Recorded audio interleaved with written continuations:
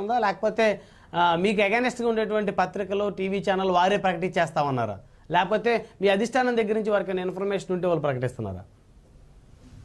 అందరికీ నమస్కారం అండి. సార్, ఇంతకుముందు మీడియా ఎలా ఉండేదంటే చాలా అకౌంటబిలిటీ తీసుకునేవాళ్ళు అండి. వాళ్ళు ఒక అక్షరం రాయాలన్నా, ఒక న్యూస్ పబ్లిష్ చేయాలన్నా వాళ్ళు చాలా ఆచితూచి ముందు వెనక ఆలోచించి తర్వాత ఎటువంటి పరిణామాలు ఉంటాయి దీని ద్వారా అనేది ఒక ఆలోచనతో వాళ్ళు ఏదైనా న్యూస్ పబ్లిష్ చేయడం జరిగేది. కానీ ఈ రోజున మన రాష్ట్ర పరిస్థితి ఎలా ఉందంటే, కొంత నీలి మీడియా అనే కొన్ని ఛానల్స్ ఏదైతే జగన్మోహన్ రెడ్డి గారికి, వైఎస్ఆర్సీపీకి అనుకూలంగా పనిచేస్తూ ఉన్నాయో ఆ మీడియా ఛానల్స్ కూడా కొంచెం అత్యుత్సాహం ప్రదర్శించి, లేదా ఈ పొత్తును విచ్ఛిన్నం చేయాలని, లేదా పవన్ కళ్యాణ్ గారి ఇమేజ్ డ్యామేజ్ చేయాలని, చంద్రబాబు నాయుడు గారి ఇమేజ్ని డ్యామేజ్ చేయాలని వాళ్ళు రకరకాల కథనాలు ప్రసారం చేస్తున్న పరిస్థితి మనం రాష్ట్రంలో చూస్తూ ఉన్నాం. వాళ్ళు ఎంత డేర్గా చేస్తారంటే, వాళ్ళు ఎటువంటి ఆన్సర్ ఎవరికి ఇవ్వాల్సిన అవసరం లేదు. కేవలం ప్రజల్ని ఏమార్చాలనే ఉద్దేశంతో, ప్రజల్ని కన్ఫ్యూజ్ చేయాలనే ఉద్దేశంతో, క్యాడర్ని కన్ఫ్యూజ్ చేయాలనే ఉద్దేశంతో అక్కడ లోకల్లో ఉన్న పరిస్థితులకి విరుద్ధంగా వాళ్ళు అనేక రకమైనటువంటి కథనాలు ప్రచారం చేస్తూ ఉన్నారండి. అందులో భాగంగానే జనసేన పార్టీ మీద అవసరం లేకపోయినా దొంగ ప్రేమ చూపించటం, కార్యకర్తల మీద దొంగ ప్రేమ చూపిస్తూ, దొంగ ప్రేమ నటిస్తూ కథనాలు ప్రసారం చేయటం, పవన్ కళ్యాణ్ గారి మీద వ్యక్తిగతంగా కథనాలు ప్రసారం చేయటం, ఇవన్నీ కూడా మనం చూస్తూ ఉన్నాం.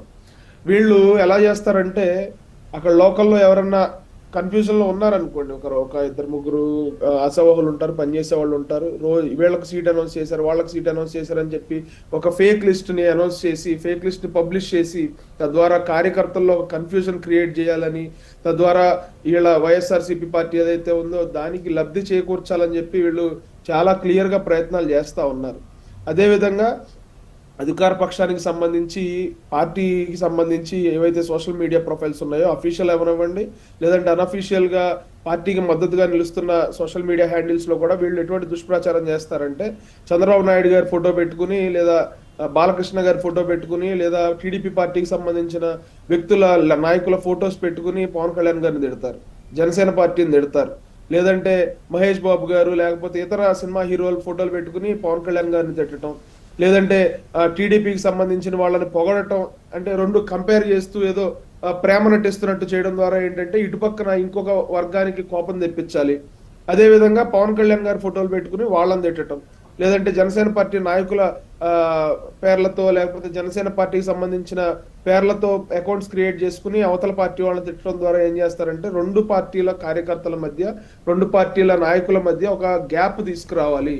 ఒక గొడవలు పెట్టే కార్యక్రమానికి వీళ్ళు ఏదైతే శ్రీకారం చుడతా ఉన్నారో దాన్ని సమర్థవంతంగా మేము ఎదుర్కొంటా ఉన్నాం. వీళ్ళు చేసే ఫేక్ ప్రోపగాండాను కూడా మేము సమర్థవంతంగా ఎదుర్కొని ఎప్పటికప్పుడు మేము దాన్ని తిప్పి కొడతానే ఉన్నాం. ఎందుకంటే జనసేన పార్టీ కూడా సోషల్ మీడియాలో మాకంటూ ప్రత్యేకంగా ఒక Sakshi paper, I don't want to mention that name, but అలాంటి మాకు సొంత ఫేక్ ప్రోపగండా చేసే ఛానల్స్ లేకపోయినప్పటికీ మేము సోషల్ మీడియాలో లేదా మీలాంటి నిష్పక్షపాతంగా వ్యవహరిస్తున్న మీడియా ఛానల్స్ ద్వారా మేము ఎప్పటికప్పుడు వాళ్ళ కుట్రని భగ్నం చేస్తూ ఉన్నాం. వాళ్ళు చేసే కుట్రల్ని ప్రజలకు తెలియజేసే ప్రయత్నం చేస్తూ ఉన్నాం. కాబట్టి వీళ్ళు ఏదైతే కథలు చెప్తా ఉన్నారో, ప్రజలకి మాయమాటలు చెప్తా ఉన్నారో, ఈ పొత్తును విచ్ఛిన్నం చేయాలి, తద్వారా జగన్మోహన్ రెడ్డి గారికి లబ్ధి చేకూర్చాలి, తద్వారా వైఎస్ఆర్సీపీకి లబ్ధి చేకూర్చాలని ఏవైతే ఫేక్ ప్రొఫైల్స్, ఫేక్ ప్రోపగండా చేస్తా ఉన్నారో వాటన్నిటిని కూడా ప్రజలందరూ గమనిస్తా ఉన్నారు. ఈ రోజున వీళ్ళు చెప్పే మాయమాటలు కానీ, వీళ్ళు చెప్పే వీళ్ళు చూపించే దొంగ ప్రేమలు కానీ ఈ రోజున ప్రజలు నమ్మే పరిస్థితిలో లేరు. కొద్ది గొప్ప వీళ్ళు మా కార్యకర్తల మీద ప్రేమ ఉంటే మా నాయకులకు ఉంటుంది. ఎందుకంటే మేము ఫస్ట్ నుంచి మా కార్యకర్తలు కలిసి పనిచేస్తాం, మేము పార్టీకి కట్టుబడి ఉన్నాము, పార్టీకి నిబద్ధతగా ఉన్నాము, మా నాయకులకు మా మీద ప్రేమ ఉంటుంది. కానీ సడన్ గా గొర్రె కషాయవాడిని నమ్ముతుంది అన్నట్టు వీళ్ళు ఎందుకో సవత్తల్లి ప్రేమ చూపించేస్తా ఉన్నారు జనసేన కార్యకర్తల మీద. మీకు అన్నే సీట్లు ఇస్తా ఉన్నారు, లేకపోతే మీకు ఇన్నే సీట్లు ఇస్తా ఉన్నారు, లేకపోతే మీకు అన్యాయం జరిగిపోతా ఉందంటే, మాకు అన్యాయం జరిగితే వైఎస్ఆర్సీపీకి హ్యాపీయే కదా. ఒకవేళ జనసేన పార్టీకి అన్యాయం జరిగినా లేకపోతే టీడీపీ పార్టీకి అన్యాయం జరిగినా వైఎస్ఆర్సీపీకి హ్యాపీయే కదా. వాళ్ళు ఎందుకు మా మీద ప్రేమ చూపించాలి? ఒకవేళ మేమే తప్పటడుగులు వేస్తా ఉంటే వాళ్ళకి ఆనందమే కదా. వాళ్ళు ఇబ్బంది పడాల్సిన పరిస్థితి ఏమి ఉండదు కదా.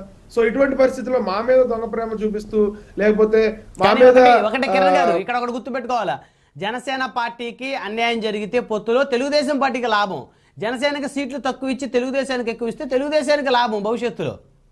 కాదండి, అంటే నేనేం చెప్తా ఉన్నానంటే ఒకవేళ మాకు గనక ఆ రెండు పార్టీలకు సంబంధించి ఏదన్నా రాంగ్ డెసిషన్స్ తీసుకుంటే రెండు పార్టీల నాయకులు దాన్ని వీళ్ళు మమ్మల్ని అలర్ట్ చేస్తా ఉంటారు ఆ సాకు చూపించి వైఎస్ఆర్సీపీ ప్రతినిధులు.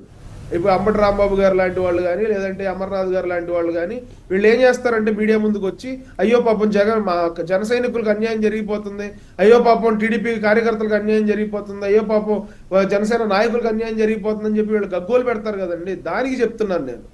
సో అటువంటిది ఏమన్నా ఉంటే మేము కరెక్ట్ చేసుకుంటాం, మేము చూసుకుంటాం, మేము సరి చేసుకుంటాం. కానీ మీరు మా మీద దొంగ ప్రేమ చూపిస్తా ఉన్నారంటే దాని అర్థం ఏంటంటే మా నాయకులు కరెక్ట్ డెసిషన్స్ తీసుకుంటున్నారు. ఆ డెసిషన్స్ వల్ల మీకు నష్టం కలుగుతా ఉందని మీరు భయపడతా ఉన్నారు కాబట్టి మీరు దాన్ని మా మీద దొంగ ప్రేమ రూపంలో చూపిస్తానికి ప్రయత్నం చేస్తా ఉన్నారు కాబట్టి చెప్తా ఉన్నాం.